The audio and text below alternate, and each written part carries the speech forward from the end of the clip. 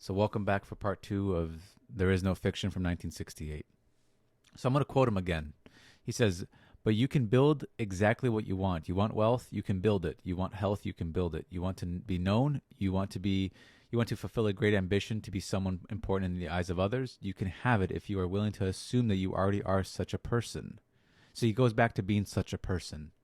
That in spite of the evidence of your senses and your reason that contradict it, if you walk and sleep in that assumption, it will harden into fact. Another way of saying is that if you accept that unseen reality, if you accept the unseen you, if you can accept that, you will become that unseen you. The unseen you will become seen in spite of the past, in spite of the words of others, in spite of the disagreements, in spite of the disbelief, in spite of any hatred that's come your way, in spite of all of that. If you can accept the unseen person in you, or the unseen you, you will become that. Because you already are accepting some imaginal version of yourself. You are entertaining some imaginal activity inside of you that implies something about you all the time.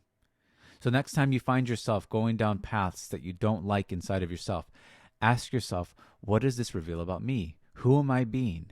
Not what should I do about it? What do I have to do about this fearful thought? No, it doesn't matter. Who am I being? Am I being powerless? Am I being small as a grasshopper? And all I see is giants in my mind. What am I being? Am I lost? Am I being lost? Am I not feeling found? Did I lose myself? Did I forget what I value? What happened that I'm being, that is otherwise causing these ideas to come into being? Because they're coming from somewhere.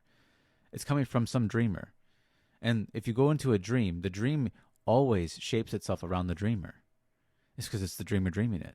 So if he wants to change the dream, he has to change himself. That's the way to do it.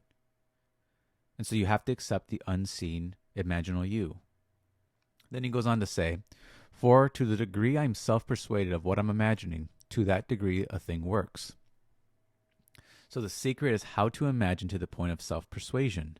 Can I really believe it? So he speaks about degrees in this case. To the degree I believe I am the thing I want to be, to that degree it comes into my world. So I must really accept and believe that I am what I want to be in order for me to see it, not just a little bit. And you might do that. You might dip your toes in the pool of your unseen self and maybe feel what it feels like to be the imaginal you for a bit. And then you back out. And so to that degree, you're not really convinced yet. You're not really convinced that you haven't persuaded yourself that you're that thing yet. You haven't yet embraced it. And then you try it again and try it again. And that might be why some people have to repeat it. Well, in Neville's case, it seems like he just accepted the unseen. He didn't have to have much more. He just had to accept what was unseen. That was it. And then he goes on to say, but while we're practicing it here, it means prayer, believe that there is no fiction. Do not for one moment think that you can sit down and idly entertain a thought and think, well, now that was just a thought. I believed it when I did it, but after all, it was only a thought. It wasn't based upon fact. And so while you're trying to imagine yourself different, if always you think in the back of your mind, if it's always itching at you to tell you that it's just your imagination, it's not real, you can't be that, then you haven't persuaded yourself enough. And you have to learn to not always scratch every itch. You don't have to answer every doubt. You don't have to answer all your doubts.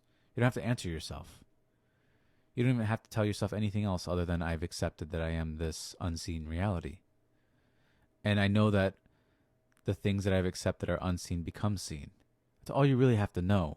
But the practice of it can be a challenge when you think you have to answer every doubt and you think you have to entertain the facts. If you forget that the facts were once created by imagination and you think there's another cause, well then yeah, you're going to think that it was just a thought. Doesn't really matter. I just because I had this thought, I had this imaginal act, and I didn't see any of the evidence come into my world immediately, well then this doesn't work. But it always seems to work instantly, just in a ways we don't. It seems to be a seed that we've asked for when we imagine something. It seems to be a seed that we've planted. and then it starts to grow in our world. And it grows immediately. It starts to sprout.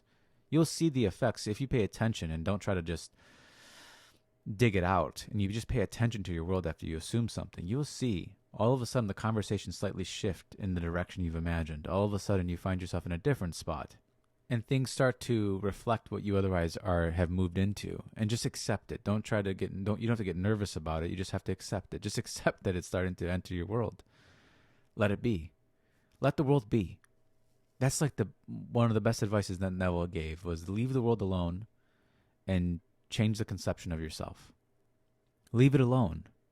Even if you feel that you must attack it, leave it alone. You don't have to attack it. The best way to overcome a dire situation is through assuming that you're out of that dire situation. And so then he goes on to speak about how Scripture actually supports permissible lies. So, and he says, isn't an assumption that it's not based upon fact a lie? And he goes on to say that he gives a parable how somebody was going to be charged for a certain amount of money. They owed a certain amount of money. And in Scripture it tells you to revise it, actually make it less money. And so permissible lies are actually accepted. And he goes on to say, let's say, what is the permissible lie? He says, to look at one who is unwell and represent that one to myself as one who is well, and I never saw them so well, he says that's a permissible lie. Seeing someone who is struggling and you see them succeeding, that's a permissible lie. And you can apply that same method to yourself. Don't condemn yourself. Don't condemn the person just because they're in a bad state. Get them out of that state. Same goes true for yourself. You're allowed to lie in this way. It is a lie, but it's a permissible lie. You're allowed to change yourself. You're allowed to repent. And how is that not a lie? But if you really think about it, if you really feel, if you've ever practiced this material, and I say practice because you can just listen to it and not practice it, but if you've ever practiced it, you know that there is some level of truth in that permissible lie. You feel it. That when you imagine yourself differently, the way you want to be, you know there is some truth in it that you can't ignore. You feel it, and you know it, and you can't doubt it. That's why you can't let go of it. Because on some level, you know it's true. It's just simply unseen, but you know it's true.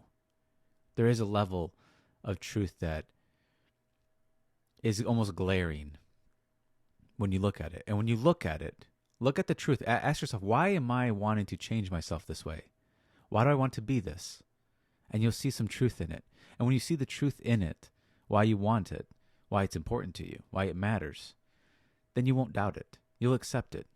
And then when you start to become that, what are you going to conclude about the world? That doesn't matter what others think?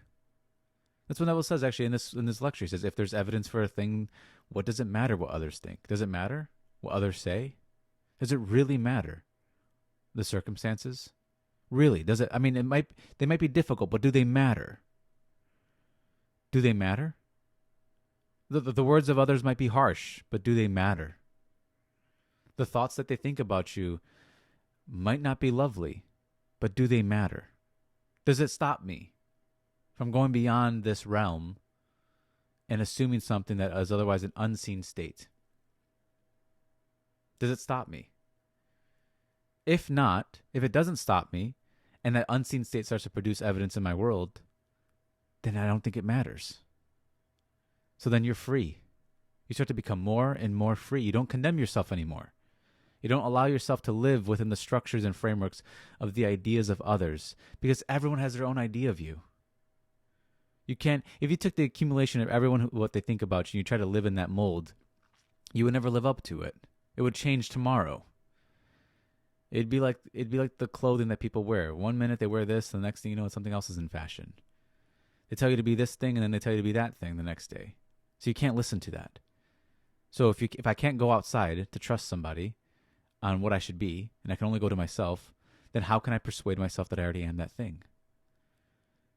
Well, you first have to let go of the labels that you were given. You have to let go of what you otherwise were taught about yourself. It doesn't matter what others think in this case. Once I accept this unseen state, it calls into question everything of my senses, my facts, my doubts. It brings it all to the table, and I must give it up and buy that pearl or buy that state. That's how I buy the state. It says you have to, the price to pay for your state is your worry. The price to pay is your doubt. It's your clinching of what other people have said about you. Can you let this go?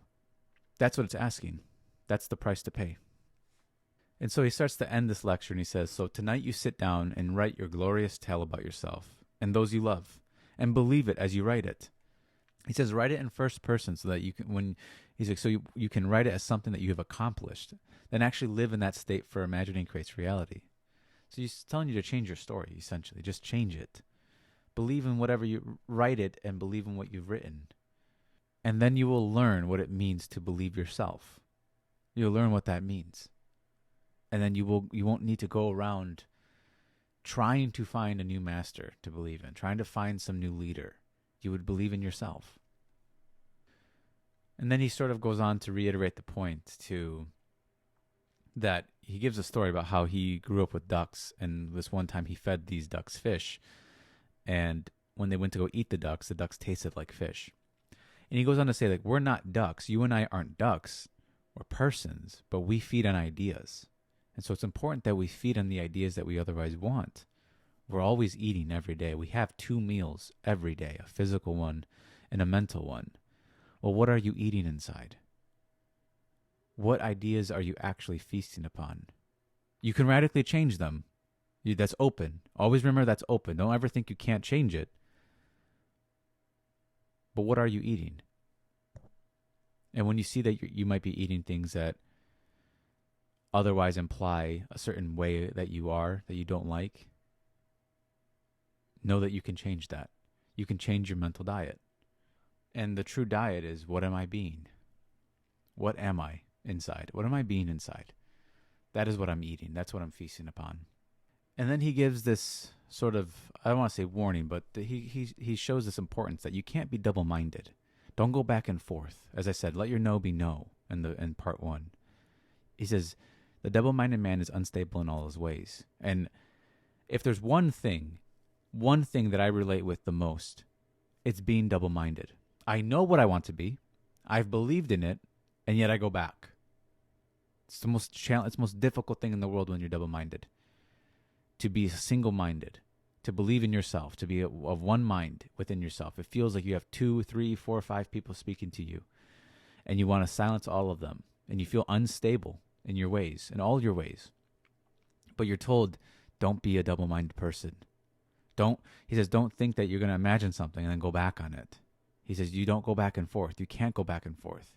He says, he gives this idea. He says, the minute he turns away from what he sees, he forgets and goes back to his former state. So then he goes on to say, he says, he looks into a mirror and then he sees what he likes to see, and then he turns back and forgets what he looked like. So don't do that. Imagine that. Imagine you put on an outfit, a beautiful outfit, and then you looked in the mirror, and then you looked away from the mirror and you forgot what you just put on. You forgot what outfit you're wearing. Nobody does that, right? But you can do that within yourself. You can do that internally. You will see yourself. You'll see the unseen you. You'll believe in it 1 minute, and the next minute you go back and you believe in what you formerly were. You forget it completely. Don't forget the unseen you. Don't forget it. That's what I would say. Learn from my mistakes. Learn from the mistakes of people before you. Don't forget it. That is you, and you are allowed to believe in it. And so I'm going to end this one here. I think this is just going to be 2 parts. I might go over these again because I know that there's a lot more I can go over as far as different. I'm just kind of reading through and going through certain things I'm highlighting. And I'm sure I could do this again and again and again. There's so much to extract from this. But again, I do appreciate you guys listening. This series has been pretty fun. I'm going to keep doing these daily. So keep a lookout for those. And again, I also do live Q&As and live talking on the members channel. So if that interests you, would love to have you. And it's just in the description. But again, thank you guys for listening.